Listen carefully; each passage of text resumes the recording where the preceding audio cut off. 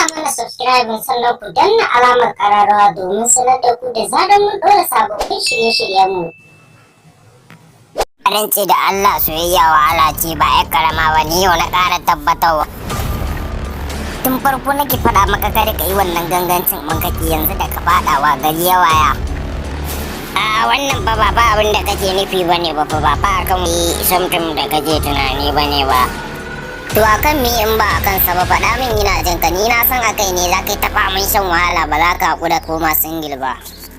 Wallahi ba akan abin da kake tunani bane ba ta da lafiya ne ka faɗe na fi na shiga damuwa na rasa me yake min daɗi. Amma idan da ka zauna single ɗin kai zai dame ka ba ruwanka da damuwa kowa. To kai yanzu misali idan budurwarka ta sha fiya a kanka to kai me za ka sha? Kai zan sha mamaki.